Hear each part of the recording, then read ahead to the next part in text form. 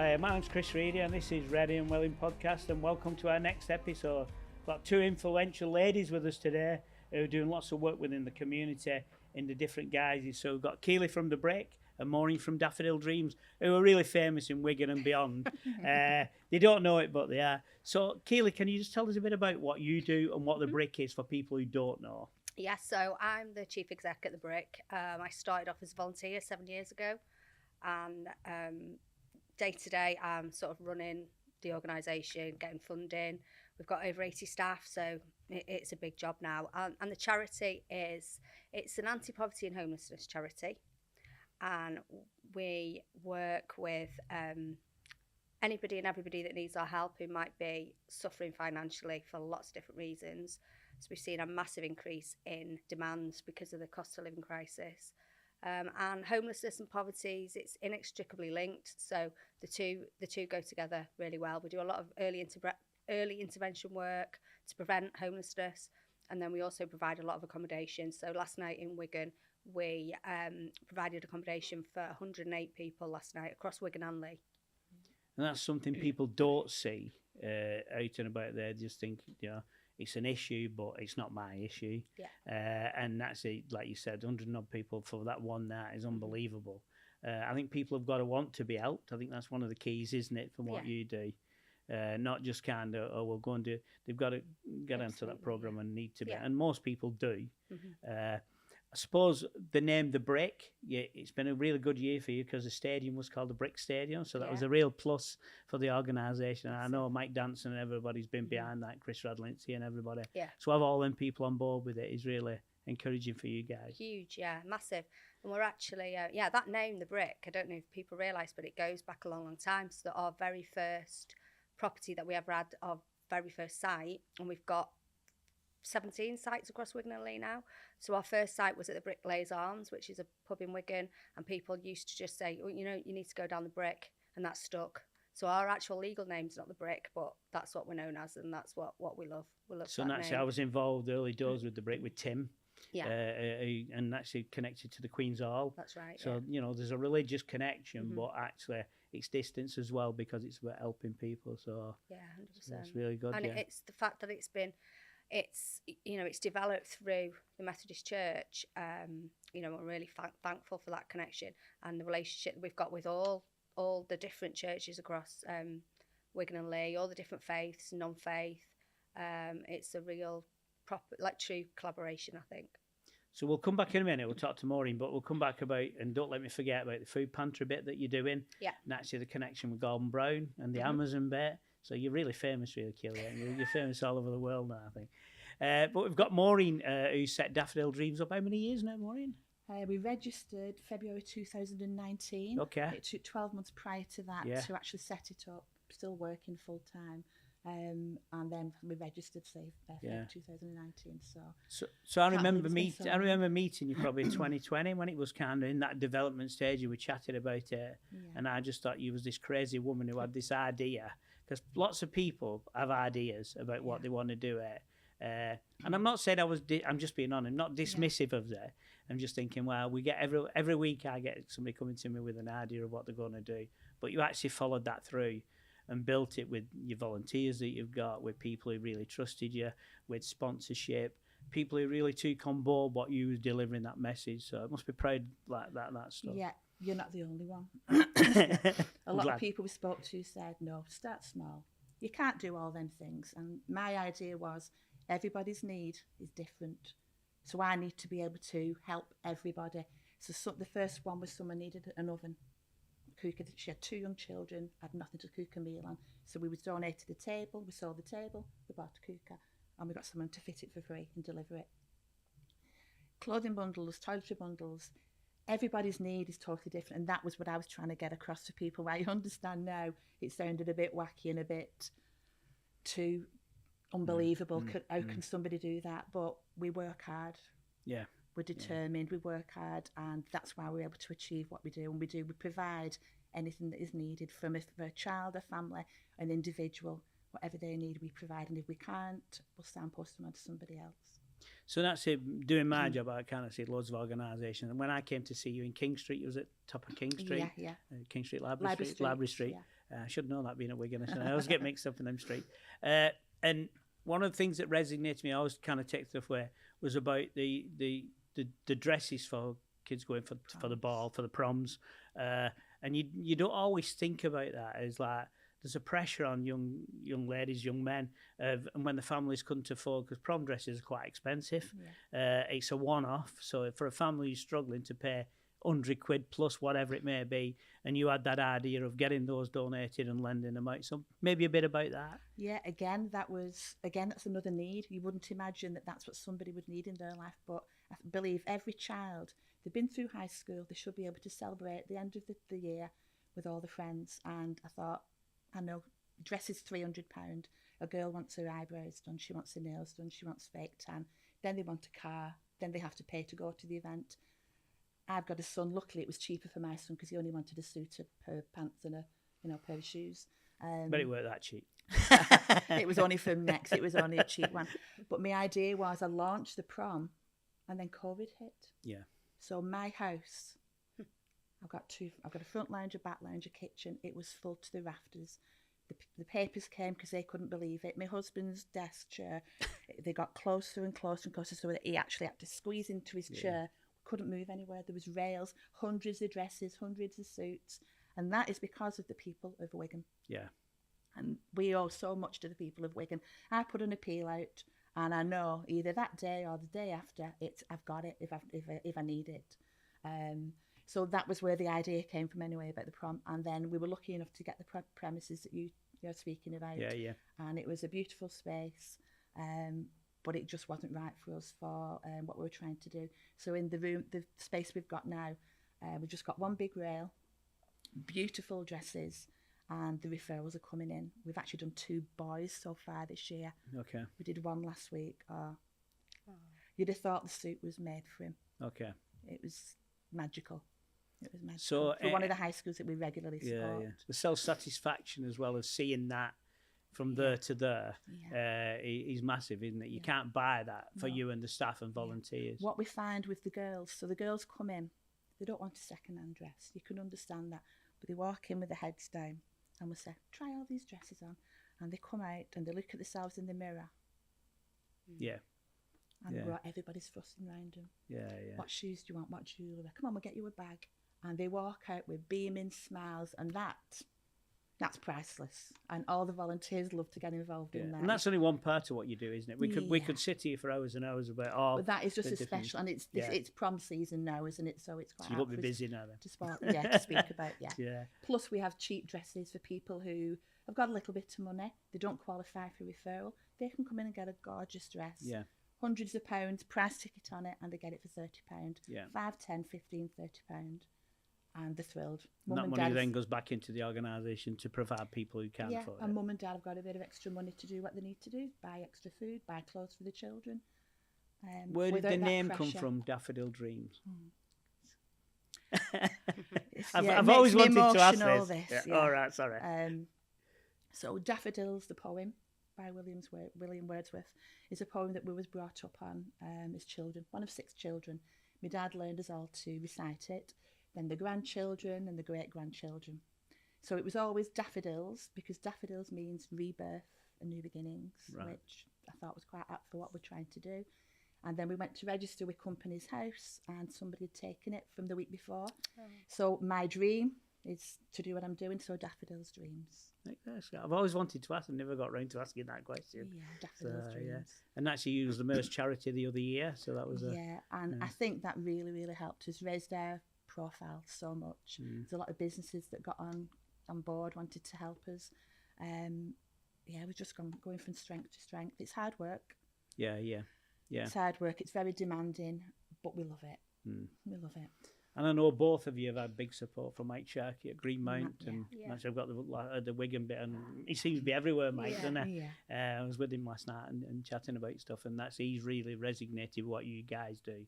You know, he came from Beach Hill, he struggled as a child, and now he's made it a bit. You know, it's a bit like we've done these podcasts with Derek Ballman, who's done stuff with kids in Lee. So everybody's got a big heart, you know what I mean? And I think Wigan's kind of bounded on that. We're very lucky. Yeah. But you've also got to make a living as well, haven't you? So, you've got to pay wages because, And some people said to me, "Well, it's a charity." I went, "Yeah, but they've got to pay the mortgage. Everybody's got to pay their way and do it." But by doing what you're doing makes a massive difference. But going back to Keighley and actually the Brick Stadium was a great advert, and I know Chris Rodlinski was kind of keen on that with the rugby. I've done a lot of stuff with Chris, and I know he's passionate about what Wigan is.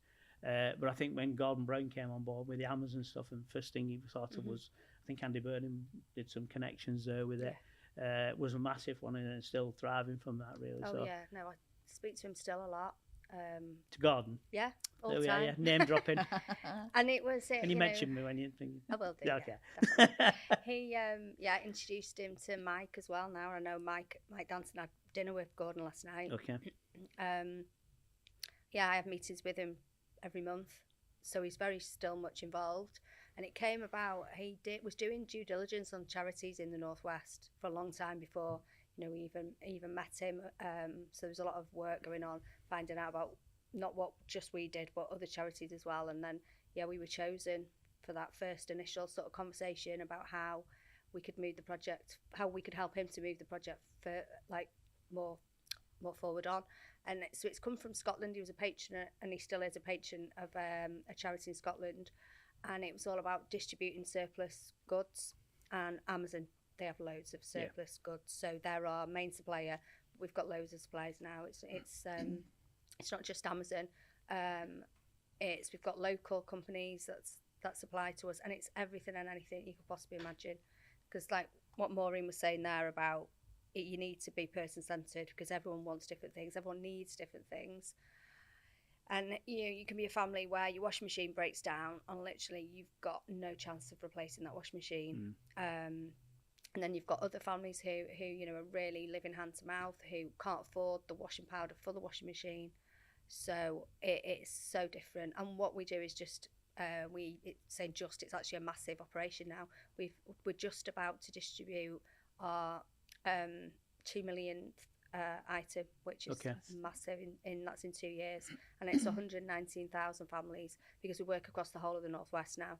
So we work in Liverpool, Manchester, across all 10 Manchester boroughs, Chorley, Preston, even across the Wirral, because we've got that much stock. And the way we do it is by supporting charities like Daffodil Dreams, because they know the people, they know their families, they know their social workers, and so we couldn't support 119,000 families. It'd be ridiculous. So we do that via 500 nearly other charities and organisations like Daffodil Dreams, and we distribute to them, and then they receive referrals and distribute on. So that's how we've managed to grow it. It's a real partnership working, isn't it? Because huge, yeah. I know like councils speak about partnership working. One of the things I'm trying to build, and I'm working with Dave Mulliner on it, is bringing organisations, even locally, together. Even if they've got different ways of working, you can share them ideas and share resources. People might have a warehouse full of stuff which they want to keep to themselves. Come on, let's get that out. And I feel very humble, because that's in my position, the council is doing communities and all that, of the volunteers we have out there and people who care, and you don't realise how many people who give the time up, just give the time up, and I feel so kind of, you look at it and go, you just give days and weeks up and just do whatever you're doing, whether it's working in a community centre, in a cafe, and we're just so humble, I think. But when we brought the deal in 2010 and further on, actually I was been involved with that, I think that brought Wigan on a different level of doing community stuff.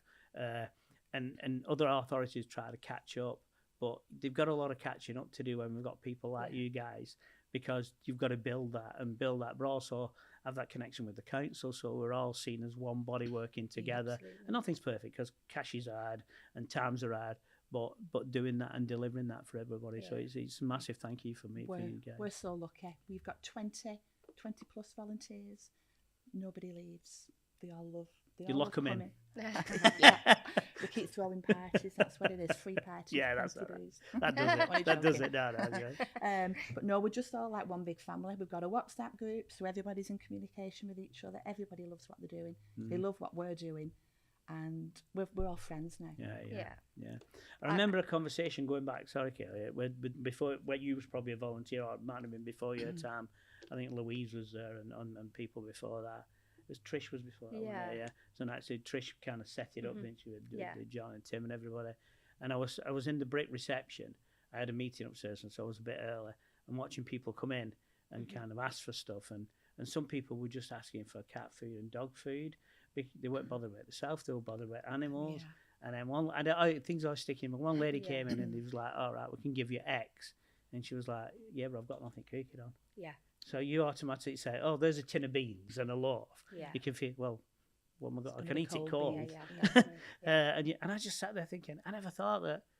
How are they going to eat this food if Yeah. they've not? Or they've not paid the bill, so they couldn't have the. Yeah. So, Electric or the gas. It's not even a tin opener. You know, if they haven't got a tin opener, they can't open the tin of beans. And that's one of the reasons why we moved to a pantry model, because, you know, it's no good giving people a free bag of stuff that they don't even want to eat. You know, everyone should have choice. So the pantry model, it allows people to have that choice and be able to pick food that they actually know they can cook. And then, you know, if there's somebody coming in and they're probably always, I don't know, maybe taking pot noodles all the time, that would trigger a conversation with our volunteers. Would be like, "Is you sure? You know, what else can we help you with? Let's have another look."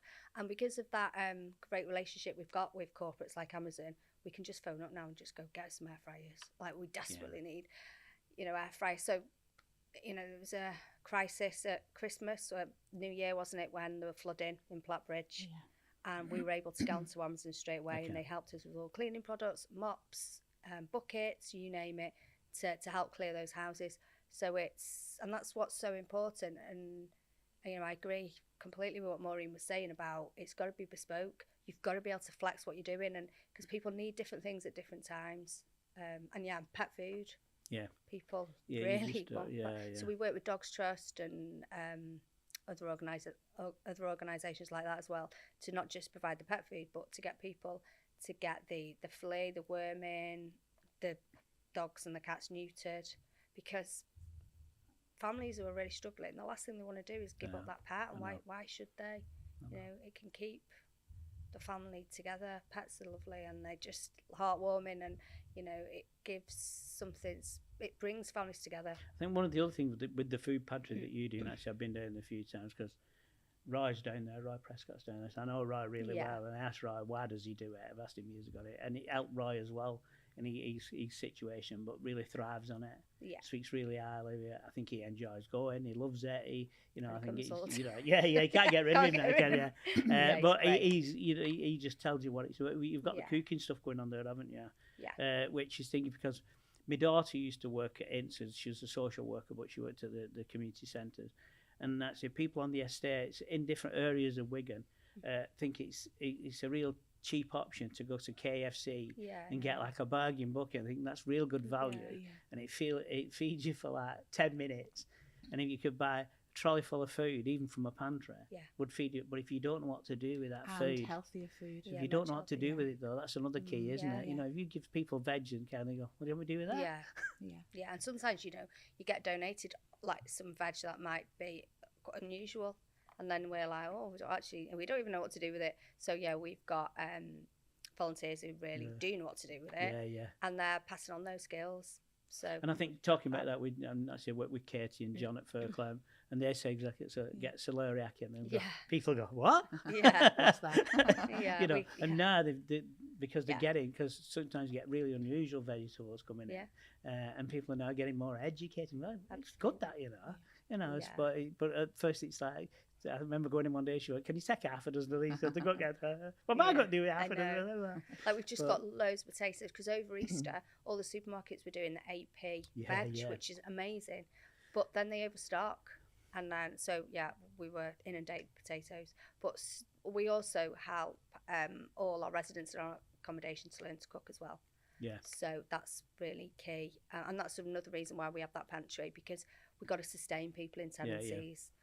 We don't want that revolving door where people keep coming back, and so it's about giving people skills to budget, to cook, to pay bills, because you won't believe it, the amount of people who they've never been given those quite basic life skills from being children.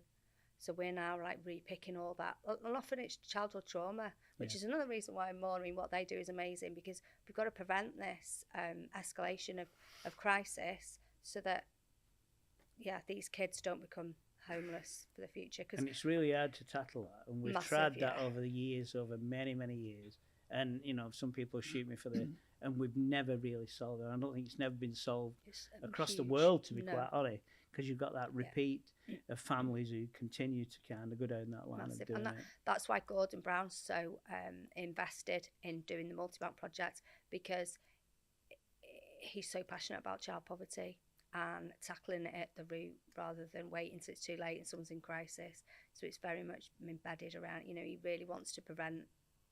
Yeah, I mean, I'm not as friendly with Gordon as you are, but I met him once going back years ago. He's a sincere guy, isn't he? Yeah. And really cares. You can see that anyway, that he cares about things that he gets. And when he gets involved in something, he sees it through. He doesn't. But I think we're lucky in Wigan. doesn't That's have to I'm do lucky this. because I've got Dave Molyneux who lets me just get on and do what I do and supports me. We've got 3 fantastic MPs who are really embodied in what Wigan's about and support. So when I talk to people in other authorities, they don't have that connection as much as we've got. And that's as the council working as well. It's not all about the council. It's about everybody out there doing it. Yeah. And we couldn't do, as a council, the things without you guys doing what you do. It just wouldn't happen. We'd have people all over the show just struggling and suffering. So, you know, it's massive what you do. And, you know, we don't take that. Everywhere I go, I hear, because we've got multi-banks now in 6 regions. We've got Scotland, we've got Greater Manchester here, R1, we've got Teesside, Birmingham, Wales and London now. And everywhere I go, when I go to these meetings with people who are running these projects, they're so jealous of Wigan, you know. They always talk about Wigan. And we're always held up as being the local authority that's really got its act together. And I really... But coming with that comes added pressure because you carry out. You've got to carry on because they try and catch us up. So we've got to be one step ahead of doing it. Yeah. It's not a competition, but we like being first. Yeah. I've had a few people that conversations I've had in the shop. A lady in St Helens, a lady in Skem, someone in Liverpool, love what we're doing and would love to do something themselves. So there's nothing where we come from. They don't do anything like this. So I've actually helped these people at Skem and St Helens, and I said to them, come to us in the new year. Me and Noreen will help you set up. Yeah. You can do it as long as you're not afraid of hard work. Yeah. She obviously had the passion, this lady, I could tell by speaking to her. So we're more than happy to help anybody do what we've succeeded in doing. Yeah. But it's I think it's not easy. It's not easy. And you've got I don't think you can go into it because I've met so many people and think, oh, it's easy this. We just go in there, get a few clothes, get a bit of food and do it. There's a lot of work behind the scenes to get all that together. You've got to, your passion is the main thing. Yeah. I mean, me and my husband, I do 25 hours volunteers hours every week. My husband does 20, and we get paid the rest. So we're not in it for the money at all. We're doing you'd it have got a proper job, wouldn't you? Yeah. Exactly. Don't say proper job. Yeah. But you can't. What we do get back, you can't put a price to it. No. So if they were doing it for different reasons. You do hear though, people could say, "Oh, is it like a hobby job?" No, it's definitely not a hobby job because it takes over your life. Because you're you're dealing with people and you're dealing with people's lives. That is a huge responsibility, and you can't turn off at 5 o'clock. Absolutely no chance. No. Or the weekend. Your days off. No. And it takes special people, and I know you've got special people behind you, special volunteers at the break. Yeah. And one of the reasons I set the podcast up, and people have asked me about this, was to see real people behind the scenes. And one of it was about abuse on social media. So that's it. I get grief, MPs get grief. You know, you guys probably get grief just the same because everybody's got that jealousy issue. And when I did the podcast with Andy, and people then go, what a decent guy. And Andy is a decent guy. He's a nice guy. Yeah. And that's what I wanted it to be replicated, is saying, just listen. People have got families. They've got a passion. But, you know, it's not easy. And just think about that when you're on your keyboard having a pop at anybody, because it's so easy to do that. Yeah. I've had people come on to our social media challenge and asking how much you get paid. And I'm just like, leave me alone, please.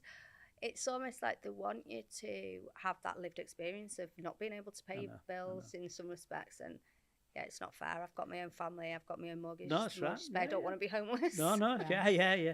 So thank you for coming. Thank you for sharing, and we could probably talk for hours and hours. We won't bring a couple of students in who's going to ask you some questions, because without what they do at the college here, I won't be able to do what I'm doing here. All them are great big debt, so for them to do that. So thank you. Thank you. Hey, we've got Wogan and Brogan. That's a good bit of poetry for today there, guys, isn't there? And if you can explain what your role is at college and what you're studying, and then you can interrogate Garcia, Keely and Maureen, and you can ask them whatever you want, and there's no holds barred. So go for it, guys. Well, currently we're studying at graphic design, so we're doing a show at the Edge I think in July or June. And yeah, we're talking about our products that we're making basically then. And what we do in college, we're in our second year at the moment. We've worked with some charities, not charities, but we've designed stuff for charities in the past. So it is very like community focused, I'd say, in terms of what we actually do in graphic design. Logan? I'm a graphic design student as well. Same show, but I'm more with the comic book side of things, so I draw more like character based work. But we also have done like charity work as well, which I also managed to work characters into that as well. But that's mainly what I do.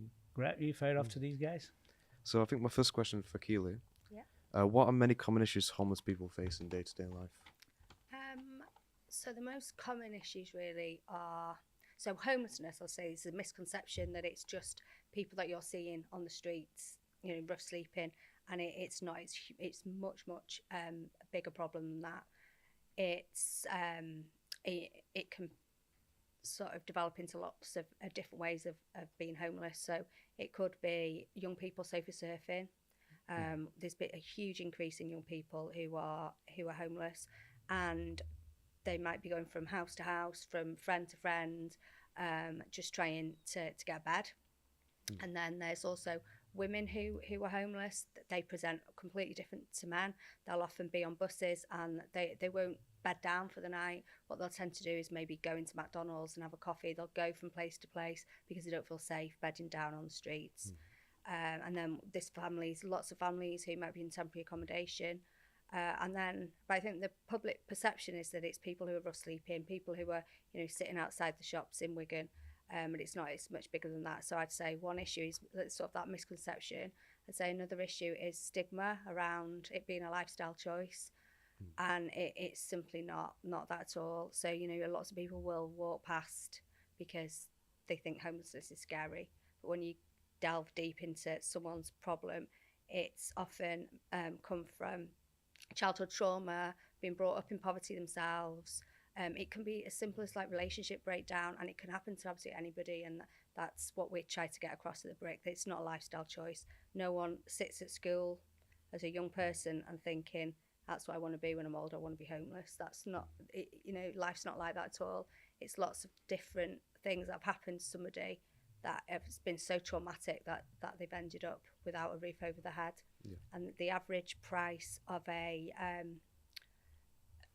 property in Wigan to rent now is £682 a month, and that's just unaffordable. It's especially unaffordable for young people. I could go on for a long time, so I'll stop there. But yeah, I'd say they're the major issues, really. Thank you very much. You're welcome. I just wanted to start off by asking either of you how you could possibly use like modern day media such as social media and all that excess stuff that goes along with it to amplify the reach of your respective charities. Yeah, I use social media. Sometimes I think I use it too much, but then the response I get from people helps Daffodils, it helps the children and the families that we're trying to support. A lot of people, they love, so we do a referral, I do pictures and I put them on. I quite often get phone calls or messages back to say, oh, I donated that, I'm really glad it's gone to such a child. All our events that we do, we post them all on social media, mainly LinkedIn and Facebook. Facebook for us is massive. We was 5,000 followers 12 months ago. We're now on 7,000 followers, which is massive. I've not to say it all, really. Yeah. But yeah, it really works. But it's similar, really.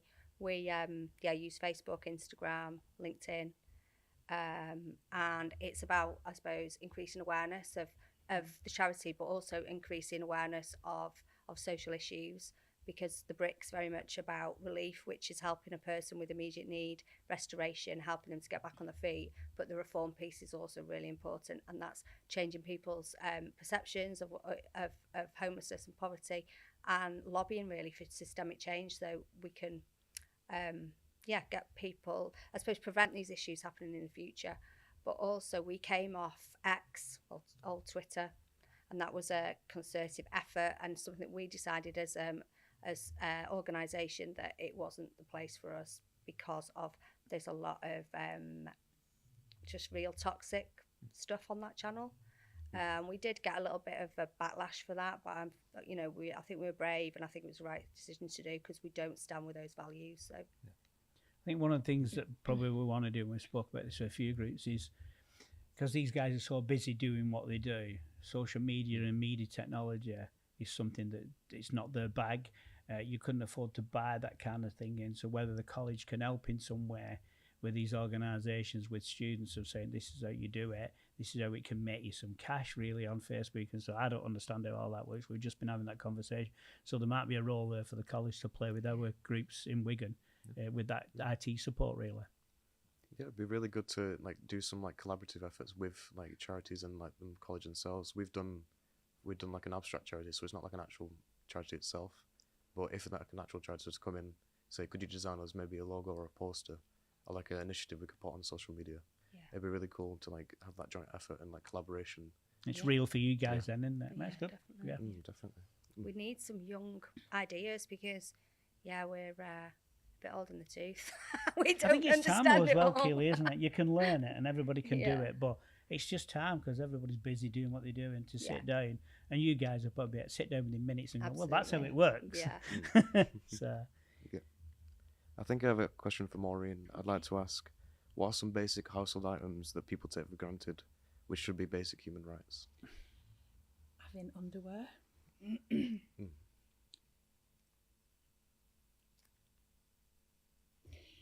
So, some children, they've either got no underwear, little girls in particular, or they're wearing their brother's underpants.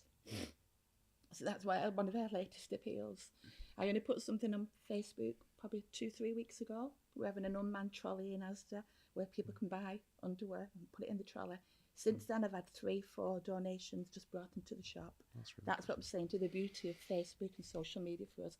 People follow, they listen to what it is that we want, and then the goods just come. Yeah. That's one thing. Toiletries, especially for teenagers. Teenagers going to school smelling. They're already a target for a bully, probably because they're not wearing the right trainers, they've not got the right bag, the right coat, their hair's dirty, they smell on top of that. I think that is massive, especially for a teenager. Having clothes. They're all simple things that we just take for granted. Your birthday's coming up, you wake up on your birthday.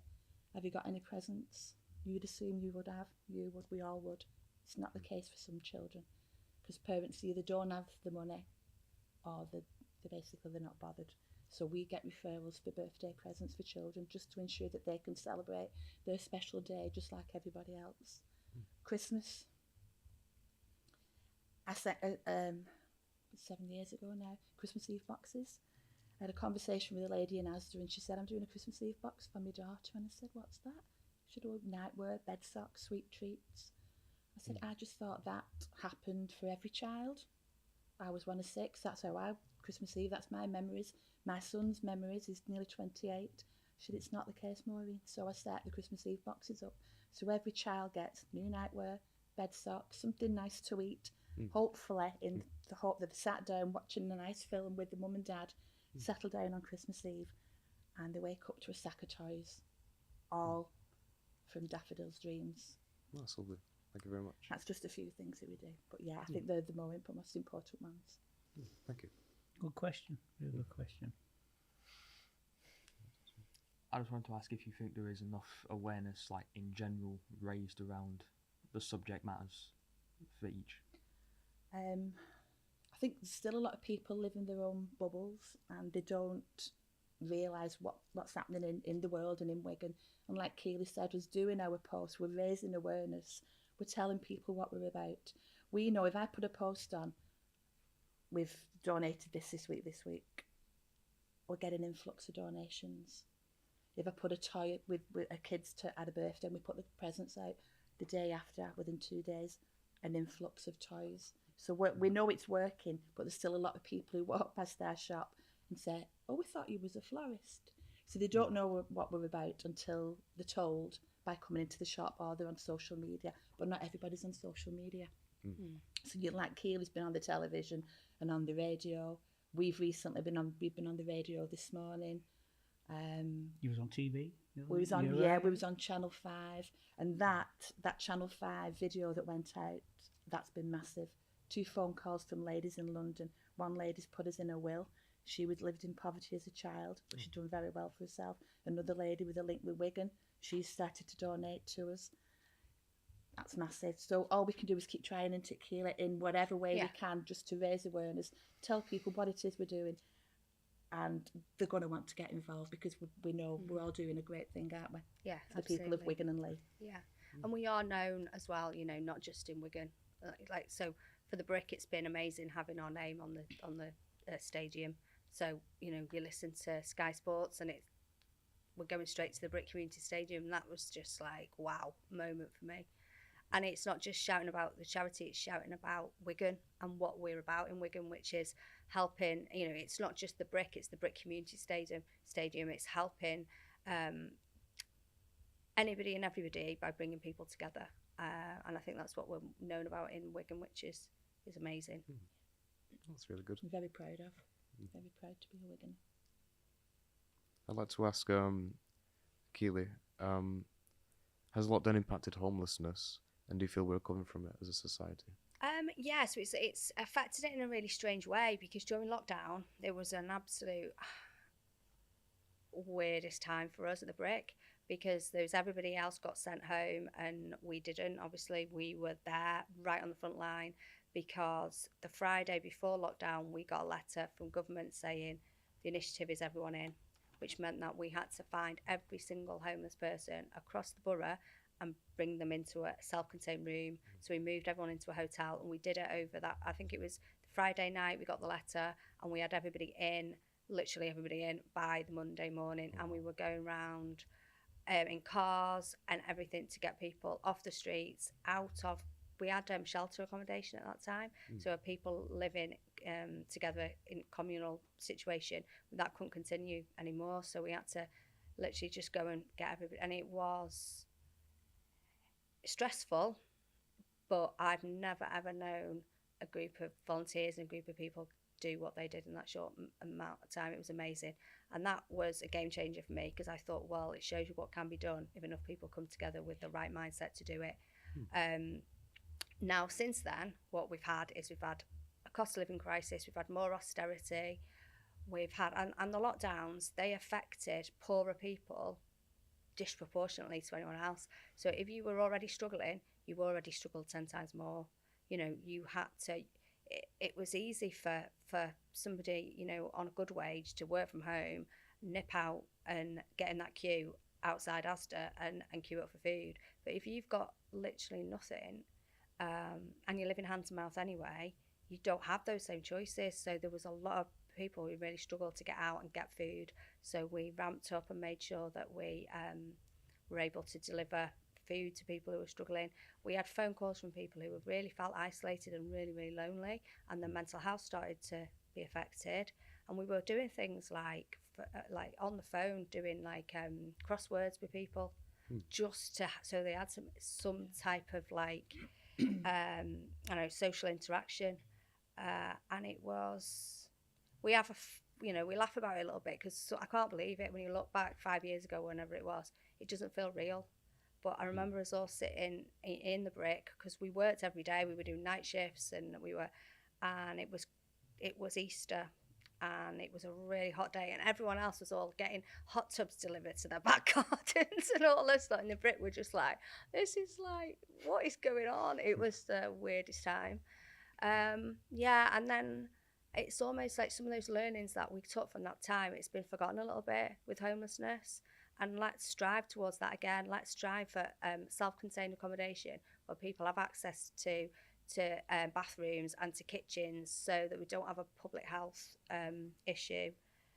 Yeah, so there was good and there was bad. I still think we need to strive towards that. What we did at that time. Let's try and keep it going. But unfortunately, the funding's just not there.